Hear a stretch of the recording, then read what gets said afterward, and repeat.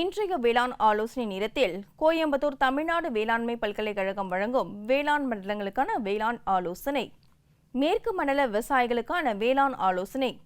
அடுத்த 5 நாட்களுக்கு மேற்கு மண்டலத்தின் அனைத்து மாவட்டங்களிலும் லேசான தூறல் மழை எதிர்பார்க்கப்படுகிறது.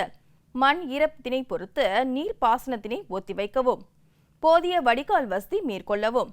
காற்றின் வேகமானது மணிக்கு 4 முதல் 12 கிலோமீட்டர் வரை வீசக்கூடும்.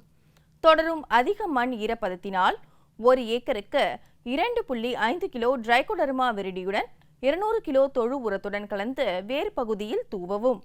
அடுத்த 5 நாளைக்கு மழை இருப்பதால் வடிகால் வசதி செய்து காய்கறி பயிர்களில் வேரழுகல் நோய் வராமல் பாதுகாக்கவும்.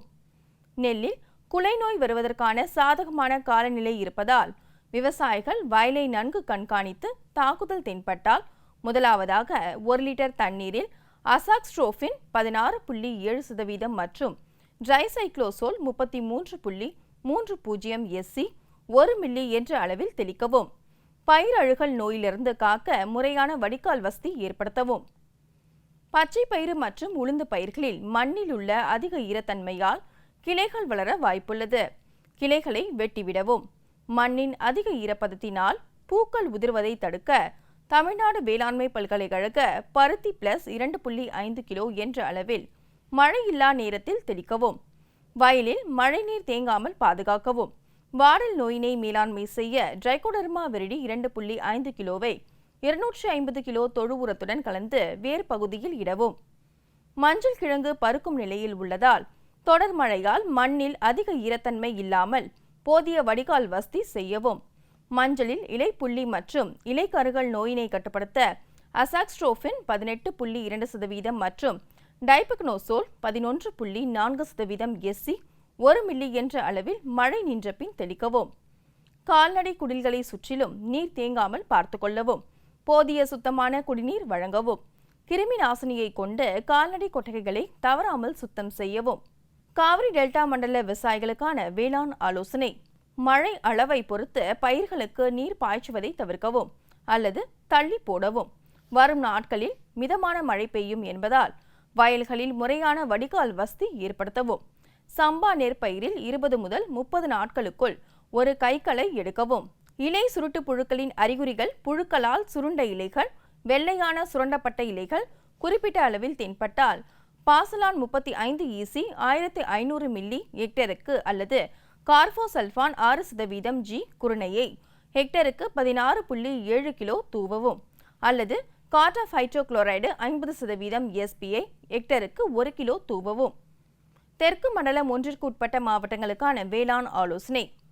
அடுத்து வரும் 5 நாட்களில் மிதமான மழை பெய்ய வாய்ப்புள்ள காரணத்தினால் விவசாயிகள் பாசனம் செய்வதை ஒத்திவைக்குமாறு கேட்டுக்கொள்ளப்படுகிறார்கள். தொடர் மழையால் பயிர்கள் சேதமடையக்கூடும் என்பதால் வயல்களில் நீர் தேங்குவதனை தடுக்க வடிகால் வசதிகள் செய்யுமாறு விவசாயிகள் கேட்டுக்கொள்ளப்படுகிறார்கள். மழையை பயன்படுத்தி பயிர் இடைவெளி நிரப்புதல் மற்றும் பயிர் களைதல் ஆகியவற்றை மேற்கொள்ளுமாறு கேட்டுக்கொள்ளப்படுகிறார்கள். மருந்து தெளித்தல் மற்றும் உரமிடுவதை தவிர்க்குமாறு விவசாயிகள் கேட்டுக்கொள்ளப்படுகிறார்கள். அறுவடை செய்யப்பட்ட விளை பொருட்களை பாதுகாப்பான இடத்தில் சேமித்து வைக்குமாறும் கேட்டுக்கொள்ளப்படுகிறார்கள். விதை தெரித்து வீணாகாமல் பாதுகாக்க நீர் மட்டத்தினை பாதுகாக்கவும். கால்நடை கொட்டகை கட்டமைப்பின் உறுதித்தன்மையை உறுதி செய்து கொட்டகையை சுற்றி நீர் தேங்காமல் பார்த்து கொள்ள வேண்டும். தெற்கு மண்டலம் 2ற்கு உட்பட்ட மாவட்டங்களுக்கான வேளாண் ஆலோசனை.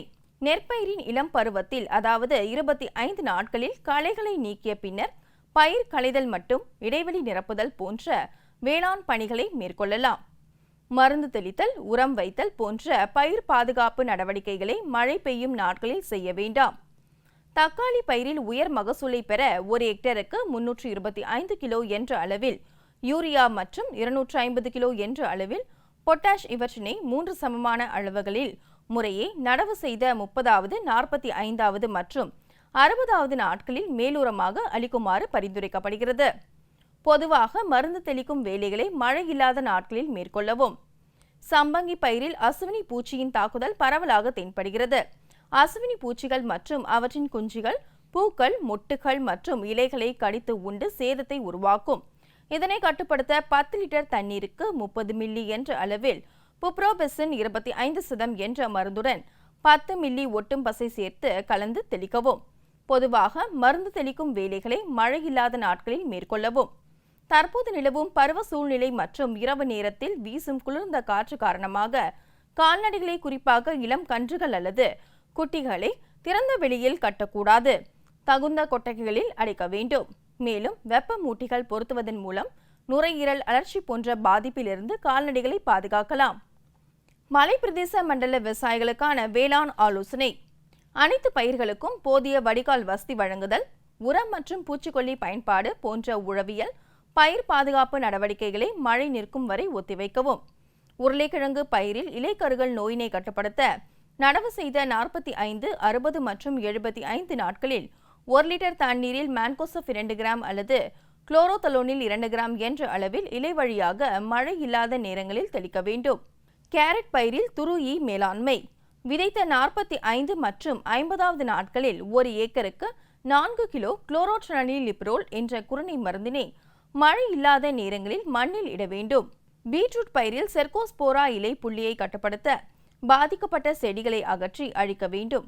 பயிர் சுழற்சி முறையை மேற்கொள்ள வேண்டும். காப்பர் ஆக்சி குளோரைடு 0.3% 15 நாட்கள் இடைவெளியில் 3 முறை மழை இல்லாத நேரங்களில் தெளிக்க வேண்டும். வடமேற்கு மண்டல விவசாயிகளுக்கான வேளாண் ஆலோசனை. தற்போது அடிக்கடி மழை பெய்து வருவதால் மரவள்ளியில் வேரழுகல் நோய் ஆங்காங்கே தென்படுகிறது. எனவே இதனை தவிர்க்க வயலில் நன்கு வடிகால் வசதி செய்ய வேண்டும்.